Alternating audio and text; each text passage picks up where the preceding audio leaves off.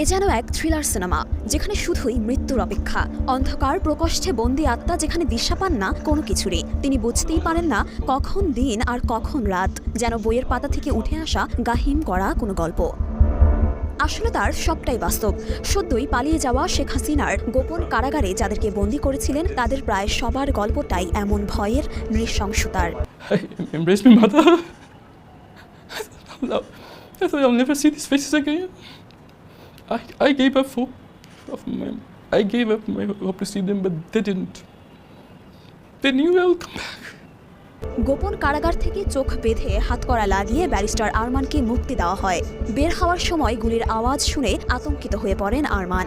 তাকে এমনভাবে বের করা হয়েছিল যেন শ্বাসরোধ হয়ে মারা যাচ্ছিলেন। তাকে যখন বের করে আনা হচ্ছিল, তখন তিনি শুনতে পান পিস্তল লোডের শব্দ। তার ধারণা হয় তাকে বুঝি আজ মেরেই ফেলা হবে। পরে তিনি টের পান যে তাকে কর্দমাক্ত একটি ময়লার খাদে ফেলে দেওয়া হয়েছে।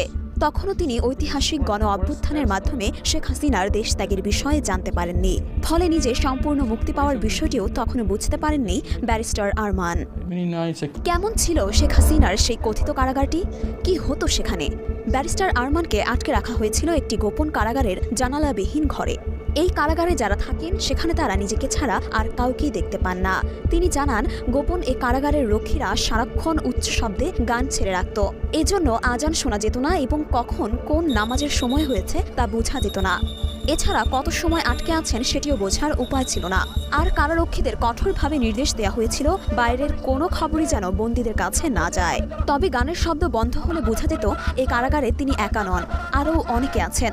কারণ তখন সেখানে অন্যদের চিৎকার ও কান্নাকাটির শব্দ ভেসে আসত।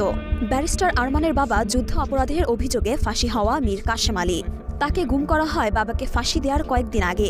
2016 সালে এক রাতে সাদা পোশাকধারী কয়েকজন বাড়িতে প্রবেশ করে তাকে তুলে নিয়ে যায়। আরমানকে গুম করার 4 সপ্তাহ পর মীর কাশেম আলীর ফাঁসির দণ্ড কার্যকর করা হয়। কিন্তু সে খবর আরমান জানতে পারেন আরও 3 বছর পর। নিজের মুক্ত জীবনের জন্য শিক্ষার্থীদের ধন্যবাদ জানিয়েছেন ব্যারিস্টার আরমান। সেই সাথে তিনি স্বপ্ন দেখেন নতুন এক বাংলাদেশের। Teenagers, and they call the Gen Z. These students who are doing things that no one have done before. Police